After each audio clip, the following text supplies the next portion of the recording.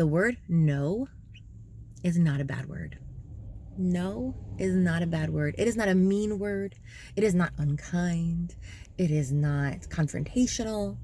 The word no is probably one of the kindest things that you can say. Of course, depending on how you say it. Like, hey guys, what is up? This is Stephanie, aka the Limitless Babe, reminding you today and every day that you are limitless.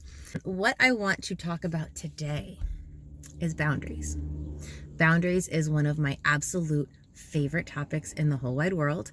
And I think it's something that some people don't even know exists. Some people don't even know it's an option. And it's something that some people may just be learning exist and trying to figure out exactly, okay, how do I do this? How do I uphold my boundaries? How do I get other people to uphold mine? And then there is that elite few that I'm so envious of in the best way that just have been born understanding healthy boundaries and not even thinking about it or calling them boundaries, because to them it's just living. That's just their way of life. And that's where I aspire to get to, right? To just that point where it's just common sense. Like, that's just how Stephanie operates. You know what I mean? Like, we just know that's how she is. So I know I've talked in the past about boundaries and like the 3 different steps that I consider there to be. Well, there's not only 3, but the 3 that I have discussed, right? When you learn about boundaries, when you start implementing boundaries, and then sitting in the discomfort of your boundaries, right? So I'm still very much learning to sit in my discomfort with some people. There are some people that I am very, very good and firm with my healthy boundaries, and it's not even an issue. But I want to remind you guys, if you are struggling with this,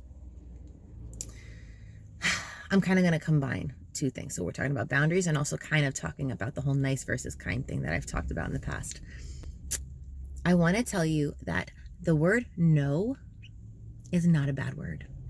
No is not a bad word. It is not a mean word. It is not unkind. It is not confrontational. The word no is probably one of the kindest things that you can say. Of course, depending on how you say it. Like, there's different ways to say things, guys. You can say, no, thank you. You can say, no. You can say, no.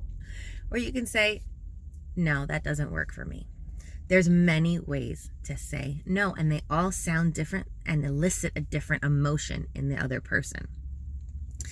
So, yeah, I want to remind you that no is not a bad word. It's very healthy. It's very good for you. And I even want to encourage you for this month, just for a month, if you struggle with boundaries, I want you to start tapping into your internal self and thinking from your heart space. Okay, when someone asks me to do something or for something, before I respond, because I've talked to you guys about this too, that you don't have to always jump to a response. You have the right and the opportunity to think about what you want to say.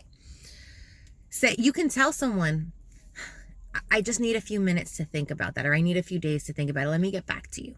Okay? There's nothing wrong with that. And if they need a rush decision, for me, if someone pressures me to make a rush decision, it's an automatic no.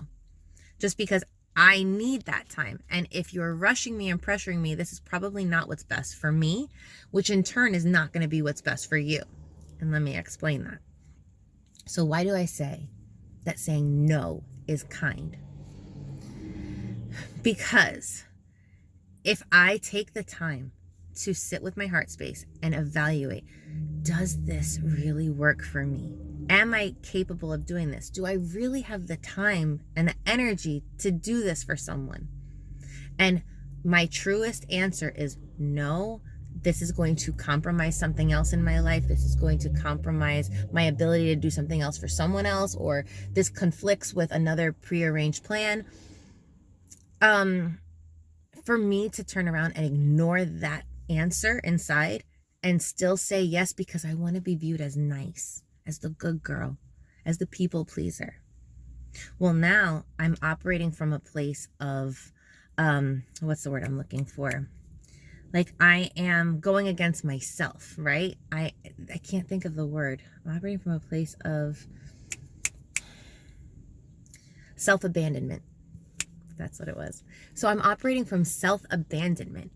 And now the truth is, I'm not mad at you. I'm mad at me because I abandoned myself and what I was feeling.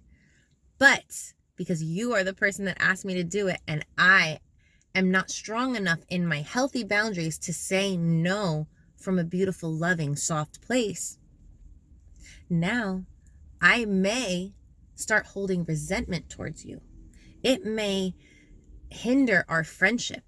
It may put a little critch in our relationship. I don't think critch is a word. I don't know what I was trying to say there, but I'm sure you understand my point, is that it basically puts a blemish on the relationship. And the reality is, I can't blame you because it's not your fault. Another point that I have talked about in previous videos is that be brave to ask. Like, you know what I mean? Just ask for the things you want. So if someone asks you for something, they're not a bad guy. They're not a bad person. But then it's up to you. Like, you are the only one responsible to uphold your boundaries. So if for you, something is a hard no, and you go against that and say yes to not rock the boat, you weren't being brave. You weren't daring to ask for what you want. You weren't being clear. They were. And there's nothing wrong with that. Now, I get it. Some of you feel like, yeah, but this person is antagonistic. This person is toxic. This person is doing it doesn't matter. At the end of the day, as much as it stinks, they're allowed to ask for what they want. But on the converse side of that, as much as it stinks, it's also a blessing, because that's the beautiful reminder that so do you. You also get to ask for what you want. You also get to speak your desires. You also get to tell the world yes or no from a very honest place. Okay? So next time that you are feeling resentment towards someone, I want you to tap into yourself and think, what role did I play in this? At what point did I not honor my boundaries and maybe agree to something that I'm not comfortable agreeing to? And the reality is that you may think, yeah, but Steph, like, if I say no to someone, then they're not going to want to be my friend, or they're not going to want to be in a relationship with me. Okay. I mean, I know that hurts, and I know it's easier said than done. I know it takes a lot to get to this place, but I'm a firm believer that if people really love you, and if you're not just saying no to be a jerk, right? Like, if you're saying no just because I don't want to, whatever, no, that's different. But if you're saying no because it truly conflicts with your inner knowing, people that love you are not going to run away, not going to, shun you or treat you bad. And actually, this is a great test. This is a great test in your life to see if people really are for you or not, to see if your relationships are really healthy or not, because this is the opportunity for you to pay attention. When I speak my truth, who punishes me? Who gives me the cold shoulder? Who treats me poorly? Those are not my people. Now, is it possible that someone may react poorly immediately and then come around and say, hey, you know what? Like, I'm really sorry that I acted like that. Like, I understand now. It was my bad. That happens too sometimes. You can't expect people to be perfect. But if it's a habitual pattern where every time you try to honor yourself and your truth, someone tries to punish you in some way, and there's many ways that people do this, it may be time to reevaluate your relationship with this person and think, maybe I'm better off without them.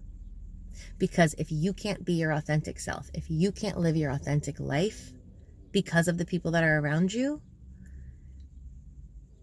then you're not really living.